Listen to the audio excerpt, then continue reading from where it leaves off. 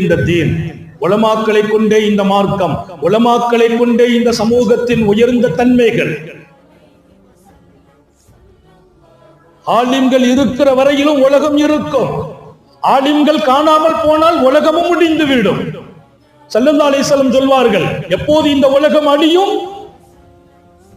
எப்போது இந்த மார்க்கத்தினுடைய ஞானம் காணாமல் போகும்? சாந்த நபிகள் சொன்ன வார்த்தை, எப்போது ஆலிம்கள் இல்லாமல் போகிறார்களோ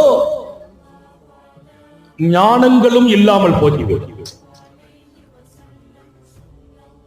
யக்பதுல் இல்ம பிகப்தில் உலமா, ஆலிம்களை அல்லாஹ் தன் கைவசப்படுத்துவான், அழைத்துக் கொள்வான். அதை கொண்டு கல்வியும் அல்லாஹ்வின் கைவசம் போய்விடும். கல்வி இல்லாத உலகம் இருக்கும். ஆலிம்களை அல்லாஹ் அழைக்கிற போது